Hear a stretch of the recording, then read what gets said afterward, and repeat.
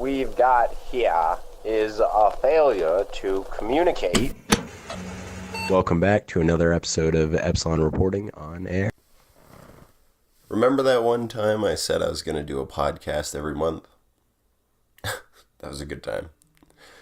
Alright, so I'm back. I'm doing another one. My MacBook had a GPU issue, so it had to get sent off to a clean room and get resoldered, like parts of it resoldered on, and it took forever to get it back. So, that being said, just to kind of recap some of the last podcast, the Will to Action one. Some things I learned from it. One, as you can probably tell if you did listen to it, is that it definitely sounds like I was reading off a script, which I was kind of, and also I was just, I mean, it was my first podcast. I just wanted to get it out to kind of break through that barrier of never doing one. So I seemed kind of monotone a lot of times and stuff like that. So on this one, I'm going to try to like push back from the desire to be monotone. Obviously, I don't have anyone here to talk to, so that kind of affects it. I am excited to have some more podcasts with other individuals, other like guests on it, as soon as more of my friends get out of school or just find the time, I guess. The other exciting news is that I got a new microphone. I'm actually using a designated microphone instead of a microphone on a pair of headphones, so things are looking up. What else? Basically just wanted to throw out the expectation that yes, I understand that I'm tackling some more kind of packed concepts and pretty dense material, so a lot of times I'm going to be for most of the podcasts, I'm going to be revisiting probably other solo podcasts as I grow and continue to codify those concepts internally, but then also with other people to hear other people's take on these kind of denser topics. So basically, this whole thing is a way for me to force myself to learn new skills, and also to force myself to articulate what I believe more and more. So thank you for coming along on this journey. Enough of a recap, and so let's get into kind of the main thing that I wanted to talk about, which is a concept I call conceptual inertia. Basically, it's the notion that we hold different beliefs internally, and the longer we hold those beliefs, the longer and harder it is to change them, to get them out. If we're confronted with conflicting information, it's still harder to change our mind, even if the conflicting information makes a lot of sense. So this conceptual inertia is a fascinating thing that I had to acknowledge internally. I definitely see it everywhere. I think everyone has some degree of that conceptual inertia.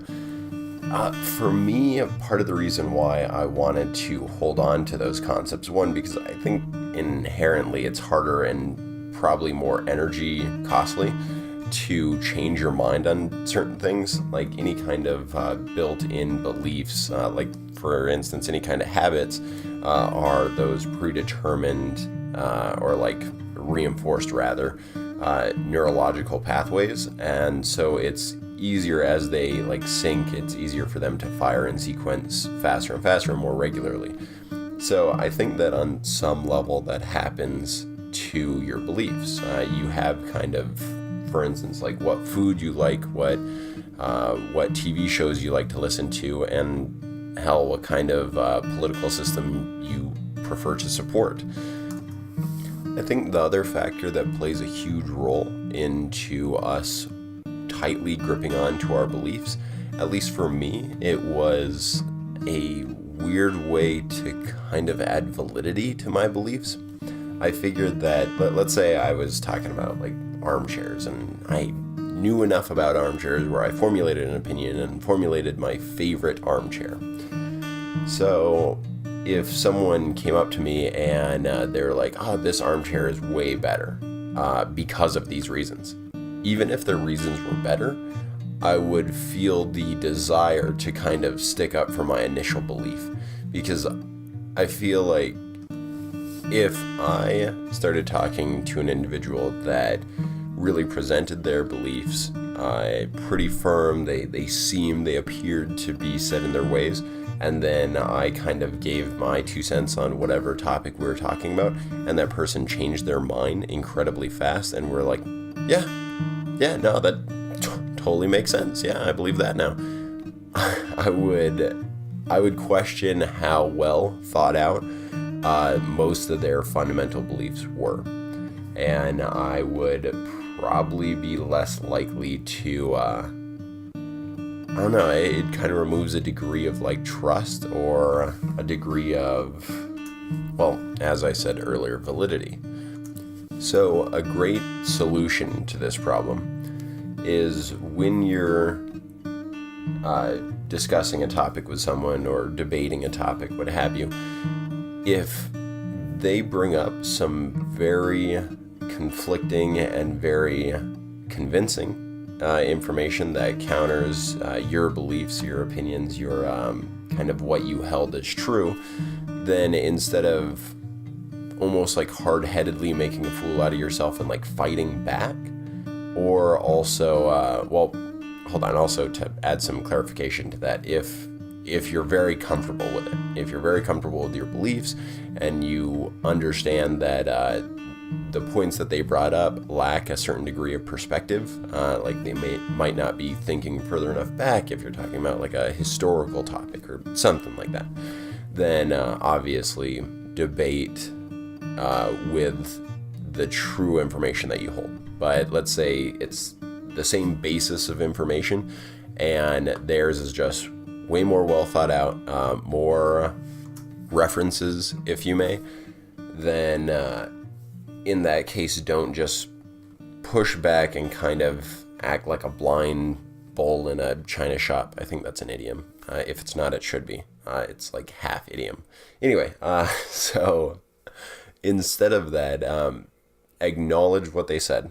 Kind of, if you feel like you lack any kind of clarification, repeat it back to them, and then let them know that you're going to think about it, and not necessarily like forcefully change the topic or the subject, or hell, if they seem like they're an expert on it, try to probe, get more information out of it. But at the end of the day, or at the end of the talk, head home, head back to excuse me, your like safety zone, wherever you can kind of do research alone, and do a lot of research. Just kind of verify the points that they brought up, and then see if it does convert you at a later point. And of course, the underlining factor, the drive, if you may, is, I think, some form of pride. And with that, I think it's hugely beneficial and incredibly liberating to identify the negative aspects of pride, and kind of being more mobile conceptually and interpersonally when you can admit when you're wrong. Basically, what I'm getting at is that if a situation like what I discussed earlier occurs and someone did have some well-rounded opinions and thoughts on a topic, and they were able to present the air quotes facts, they were able to present the information in such a way that it was at least thought-provoking enough to get you to think about it and look into it at a later point, and it all turned out to be correct, you personally changed your viewpoint as well, it shows a lot if you're able to let them know. Like, next time you see them, hang out and say, hey, that topic we were discussing sometime last week, I looked into it, and yeah, you had a great perspective. I agree with a lot of points you made.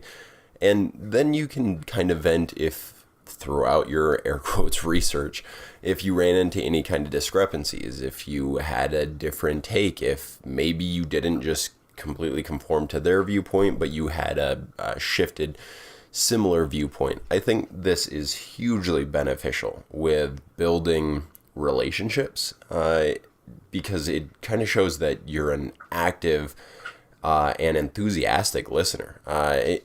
I think active listening in general is hugely important with building trust, building some degree of respect, but also like an enthusiastic listener is someone that hears what you say, can repeat it back, like they actively listen, they hear it, but also they look into it like it has an effect on them. And of course, just speaking personally, I like being told that I'm right as much as the next guy. I think that it presents kind of a drive or a pressure to reinforce positive behavior. Kind of what I'm saying is that there's a lot that goes into convincing someone into a positive or a different perspective. And one huge factor is being able to present the information in a way that's not overwhelming or you come off as just like a huge dick. Like, oh, of course, obviously, why didn't you think of this? I think a lot of times that can just force people's walls to go up. And then you don't really have much luck of convincing them of anything other than that you're a bigger asshole. Weird verbiage, but let's not talk about it. Another factor is like, obviously you have to do a lot of research to be able to present the information that can convince people. So let's say you put in the effort to figure out a way, a positioning technique to convey that information in a way that is easy or easier to digest. But then you also put in the time to initially find the interest to look up the material, but also the effort to remember or memorize, I suppose as humans call it, memorize the material. And so if you put in all that effort and then you get that positive feedback, or anyone gets that positive feedback that puts in that effort, I think it's a way to kind of reinforce that positive behavior, kind of on like a macro social scale. Like if everyone did that, I think we would have more articulate and well-read individuals to a degree. And that, I mean, it's probably a huge overstatement, maybe a little bit too much faith in that whole process, but I guess time will tell. I think I'm going to start ending like my massive points. Like when I end on those, I'm just going to end it with something super vague like that. That's, I think, going to be the new game plan. Well, I'm hungry, so I'm probably going to end while I'm still making sense.